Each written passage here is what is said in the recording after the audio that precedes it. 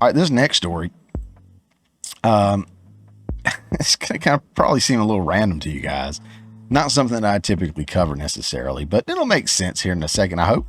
But this one randomly came across my path, and I felt like I had to read it. When I'm not cranking out full shows, which there's a lot that goes into these shows. I've posted before where I wasn't going to do a full show one week, or maybe I was going to do a short version of the show, because I do try to get my facts in order. I try to get my little video clips, my overlays, my whatever notes together and whatnot. I always try to do right by you guys and have the information accurate and plentiful. I don't want to come, with a half glass full kind of thing, and I don't know what I'm talking about. Now, sometimes I have to wing it a little bit because of the way that the news is falling. But the more I can prepare for stuff, the more I try to. I genuinely try to be prepared, and not just somebody who reads articles. I mean, I read the articles, but I do try to come with my own spin, my own information, my own knowledge, whatever it may be, my own research that I've done into that thing. So there is a lot that goes into the show that happens once a week. So sometimes I'm not always super focused on that, whether I'm doing filming stuff, or I got personal stuff going on, if I'm not feeling too well, whatever it may be, but I always try to crank something out. So in between doing these shows, I have been cranking out reactions under the moniker of the Mayhem Reacts. And I've spoken about that a time or two before, maybe several times, I don't know. Between that, and I stream on other people's stuff on their channels, talking about politics, trending news stories, other stuff like that.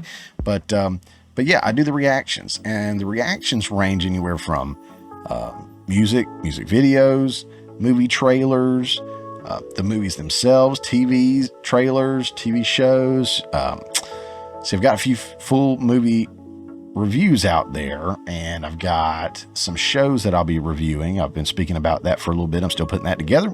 Again, I want to do it right. The trailers are great, but the music, there's a huge audience for that. Again, a lot of you may actually be here because of the music I've reacted to.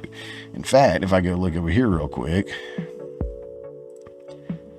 because it just blows me away, the size of some of these fan bases. One of the most recent videos I uploaded was a band called Nightwish. It's the second one I've done by them, and it's blown past 1,000 views, going into 2,000 views, and it just went up today, really. And I don't remember how many views the other one had, but man, those people are coming and watching. They're subscribing. Let's see. Actually, I can't tell you. The other one did over 11,000 views. I would say by far it's my biggest video. The Nightwish Army is amazing. The Bandmade Army is amazing. And Sleep Token Army. I've got several fan bases. Falling in Reverse is another one. These guys come out and they love their artists. They love these bands. They have all this information and they share it with me, and they pull me into their community, and it is so freaking awesome. One that I haven't really dove into yet, but my daughter has introduced me to, is some K-pop stuff. And I'm like, I don't want to listen to any K-pop stuff. Well, I want to show interest in what my daughter's interested in. There's not a single person on the face of this earth that means more to me than her. So if she's like, Dad, can I play you something from one of the bands that I like? You better believe I'm saying yes. And if I don't love it, I'm still going to act like I enjoy it. If she wants my opinion, I'll give it to her, to a reduced degree. I don't want to destroy what she likes or what she loves. I would never do that. I joked around about the names of the bands that she liked because they sounded like something else. The two of them were Stray Kids and Hypin. And I joked around saying Stray Cats and EpiPen, just because the way it was written. I was like, does that say EpiPen? And she laughed at first, but I can tell she was like, my dad doesn't really care that much about what I care about. And it hit me. My parents, to this day, have not read articles that I've had written about me in my filmmaking career. One of which I focused on my mom and how influential she was in getting me to watch The Wizard of Oz, which was a big turn on for me to become a filmmaker. Another one was about work ethic, and I talked very heavily about my father in that and how he has such a strong work ethic and he's really motivated me. I don't think my parents have read either one of those articles, even though I've made them aware of it. My latest short film is an internationally award-winning film that features their granddaughter. And to this day, I don't think they've watched that either. And it's not like a rated R. I made sure that I cut out a lot so it would be more family friendly. Probably PG-13 is what I would rate it. But yeah, to this day, I don't think they've watched it. Now, I'm not trying to make this like a pity party or anything, but I know what that feels like. Even as a 40-year-old man, to not get the approval and the support of people that you should, especially the people that are closest to you, more than anybody else. And it still hurts today. I didn't want that for her. So I said, okay, let's listen to the psalm. I remember where we come back from. I think we're coming back from Vacation Bible School. Our church is like a 35, 45 minute drive. I don't know. We started going there, fell in love with the place. I can't get away. I love those guys. So we drive to that church, wonderful people. And I do several jobs there at the church to help out. So really invested with those guys. But that gives us a little car riding time. And she put on Stray Kids, I want to say, and maybe some Hypin'. And I really enjoyed it. I thought it was really good. Not necessarily my favorite type of music in the world, but I can see why it's so popular. I thought it was really, really good. So when I came across this article, I wanted to bust it out and read it. And I wanted to, at the cost of sounding lame, I wanted to dedicate this segment to my daughter, who again is going into middle school for the first time. Obviously, she's moved up. She's in middle school. She's in gifted. She's all A's, all B's. 2 clubs that she's looking to sign up for is one that she did when she was in school last year, which was the Partners, that works with special needs kids. She has a big heart and wants to work with special needs kids in school and make them feel loved and appreciated and special and included. And she's so good at that. She is so good at that. So she's doing that when she can sign up for it. She just had her first, second day, whatever. And so they hadn't really got to that point yet, but that's a club she wants to be in. And the other one is the, I think it's called the Fellowship of the Christian Athletes, or Fellow Christian Athletes, something like that. It's FCA, I think. And she's an athlete.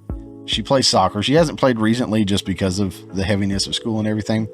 But this school offers, the school does the soccer. So I don't think she can play this year.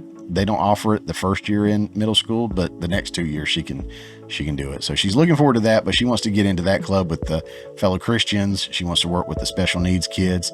Again, all A's, all B's. Super proud of this kid. So, baby girl, if I do show this to you, I'm proud of you. Daddy loves you. And this segment is for you, sweetie. For those of you that are watching that are not my daughter, forget I did all that, because that was sappy and cheesy, and that was not intended for you. But any parent out there knows exactly what I'm talking about. So on to the story. So Stray Kids. So this is the group. I'll say probably her favorite group. In a group, again, I spoke about being on Jacob Airy's show, and I want to say it was Stray Kids that Jacob Airy was talking about, that there was a member, Felix, in there that was caught with a Holy Bible.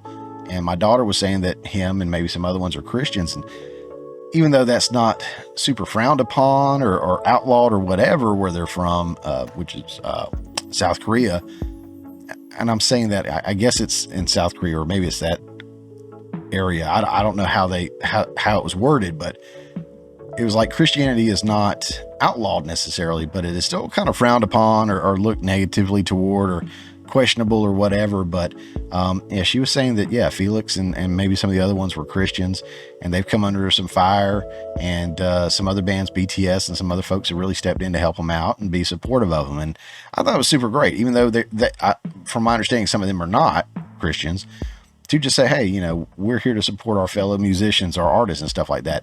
And that's, again, guys, if you're watching this and you're not a conservative, that's great. I think you should be getting your news from multiple sources. If you don't like me, that's cool, and you're still watching, I think that's great, because I try to share good information. And if you love me, great. Go out and watch somebody you don't. Get some information from various sources and learn some culture, learn some different perspectives on stuff. It's interesting, and it leans to a book that I'm trying to write at some point that talks about how our perspective dictates our perception. From the perspective that we look at a situation, it changes our perception of that situation. Whereas, people from different classes, different cultural backgrounds may look at the same situation completely differently because of where we're looking at it from. And I think that would be an interesting read. Maybe, maybe not. I don't know. Back to this, because again, I'm yapping. But Stray Kids and I don't know this one, Jimin Mun, make chart history with K-pop album debuts. The two acts, who's respectively released the new albums 8 and Muse recently, currently occupy the number 1 and number 2 spots on the Billboard 200 albums chart. Way to go, guys. And yes, those are guys, and I may have picked a little bit too much at that too, but they're dudes.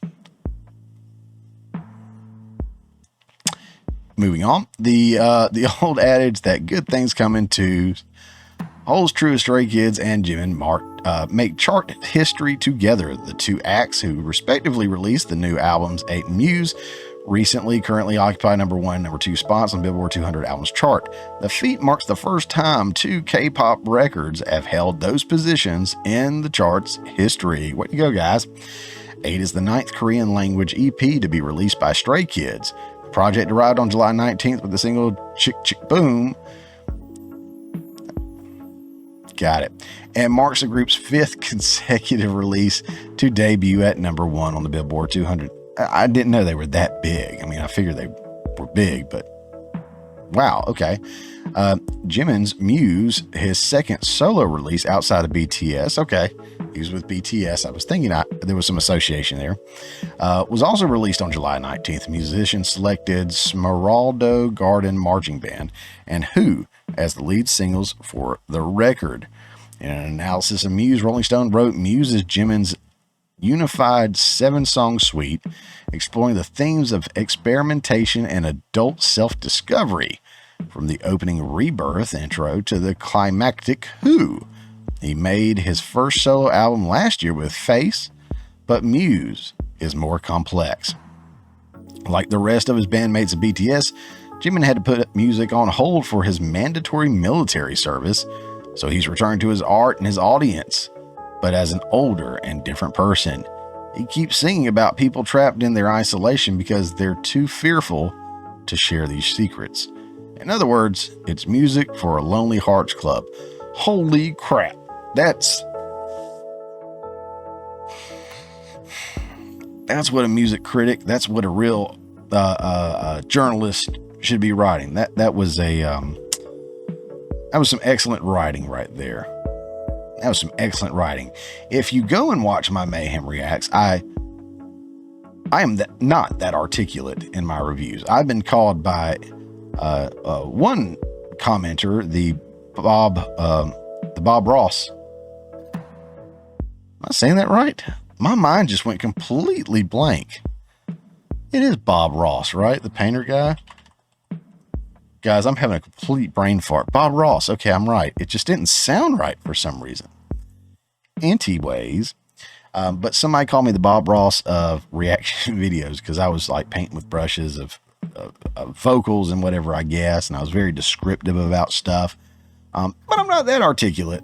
That was very well said, very well written, and it's shocking that I'm giving these prompts to Rolling Stone. Rolling Stone, which used to be a phenomenal music magazine and website, has now turned to so many other topics and really some controversial takes on stuff that turns away some of their audience. But this was very well written. I got to give credit where credit is due on that one. It said, and just as Jimin has hit the ground running with new music, Stray Kids have been plotting their domination for months. In January, the octet teased their year ahead, revealing plays for a third world tour, a 4th fan meeting, and 2 albums.